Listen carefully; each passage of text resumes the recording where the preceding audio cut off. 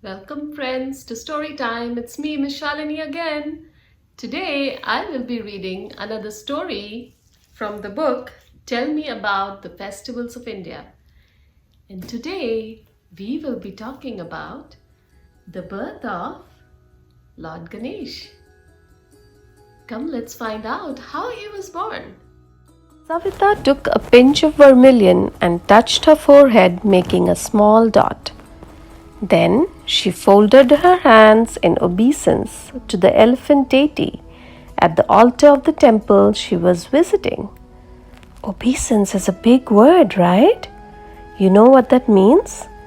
It means to show respect, a gesture of respect. So, when we bow in front of God, we show our obeisance to God. Now, what happens next? Let's see. The Pandit or the priest rang a bell and chanted a prayer before giving her prasad. Savita pulled her sari pallu tighter over her head and without turning her face away from the altar, she started moving backwards. She did not turn till she had reached the temple entrance. I have to offer Ganpati milk and laddus tomorrow, thought Savita to herself, as it is Ganesh Chaturthi. Savita mused as her foot trailed her chappals lying outside. Finally, she managed to get them on her feet. Muttering in her mother tongue, Marathi, Ganpati Bappa Moria Pudcha Varshi Lavkarya, meaning, return early next year, O victorious Lord Ganesh. Savita walked down the path towards her home. Who is Ganpati and what is Ganesh Chaturthi? Ganesh, also known as Ganpati, is the elephant-headed Hindu god. He is the son of Shiv and Parvati. Ganesh Chaturthi is the festival celebrated on the 4th day of the Shukla Paksh in the month of Bhadrapad, that is, in August or September. It is said that on this day Lord Ganesh was born and was declared first amongst the gods. For the Hindu, this day is of great importance. Hindus believe in praying to Ganesh, who is considered the remover of all obstacles and the bestower of good fortune.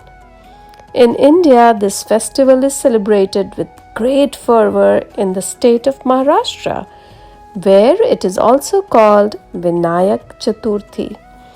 Vinayak is another name for Ganpati. Savita entered her gate and made sure to distribute prasad to the servant sweeping her courtyard.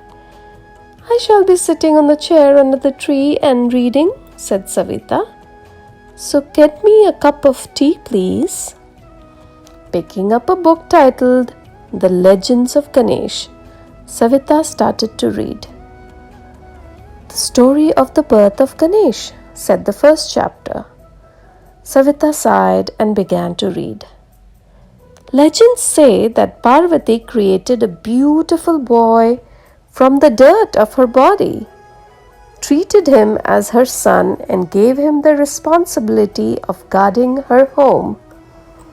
Shiv, her husband, did not know about this, and when he came home, he was confronted and challenged by the boy created by his wife, Parvati.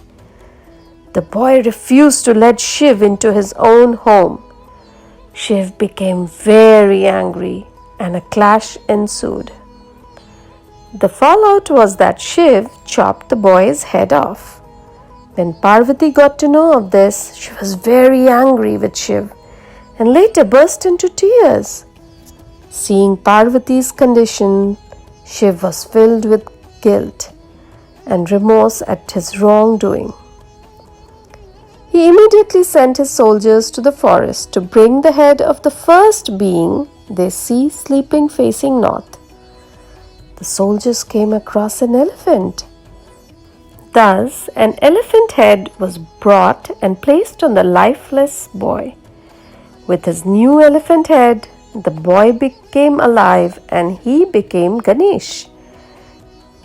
Ganesh is regarded by one and all as the remover of obstacles, and he should be offered worship first, before any form of worship is offered to any other gods. Savita turned to the second chapter. There was a nice story about Ganesh there. Once on his birthday, Ganesh stuffed himself with lots of laddus. Just like my little friends, right? Later, with a bulging tummy, he went to a ride on his vehicle. That is a mouse. So his vehicle is a mouse. Interesting, right?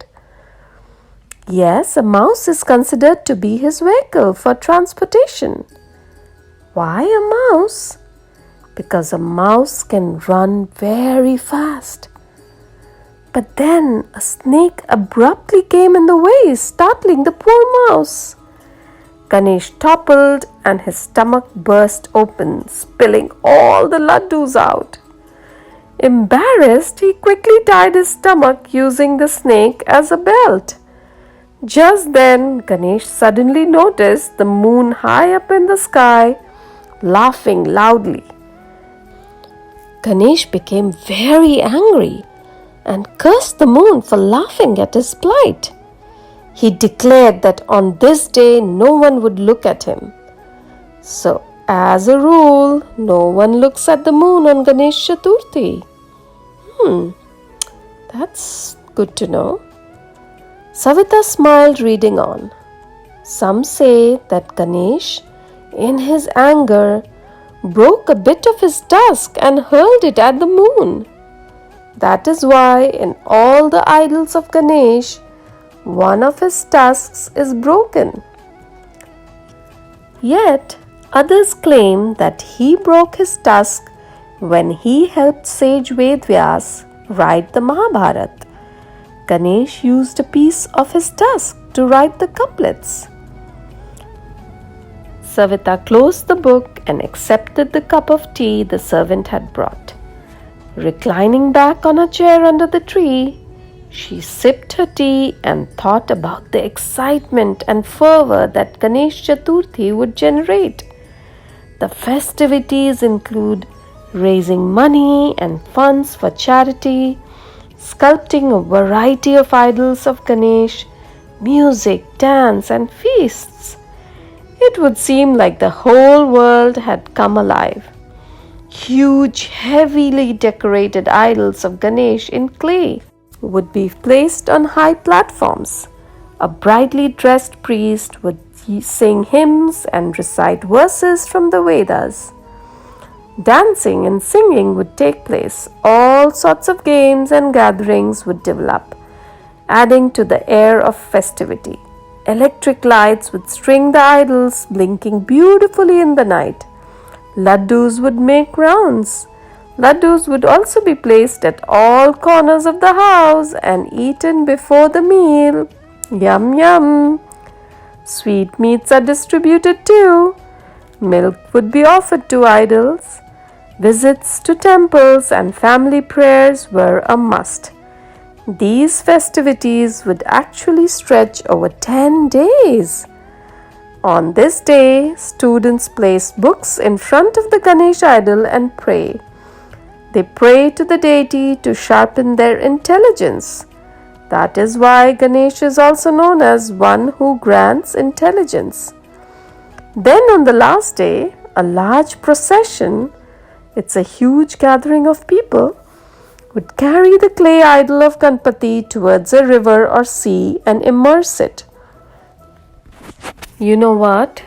At this point, I need to really tell you something very important. When you immerse the idol, make sure the idol is biodegradable. That means it doesn't make the water dirty. We need to take care of the water bodies around us, right? Can you help do that? Okay, so now let's read what happens next. The significance of immersing the idol is that Ganesh is being given a farewell amidst much fanfare as he makes his way back to abode in Kailash, taking away all the bad luck of man with him.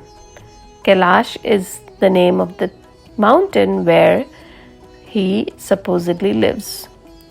In the procession, people would be chanting Ganpati Bappa Moria, also offering flowers, camphor, and coconut. Savita closed her eyes and let the feeling of contentment cover her. Yes, she was looking forward to Ganesh Chaturthi, and the thought that it was beginning tomorrow made her very happy. It makes me happy too. Doesn't it make you happy too? In the story, we learned that one of the tusks of Lord Ganesh is broken. Do you see, even in this statue, one of the tusks is broken? Interesting, right? If you enjoy reading with me, remember to like, and if you haven't already, please subscribe to my channel because I put new stories for you every Monday and every Thursday. So until my next story, see you, bye.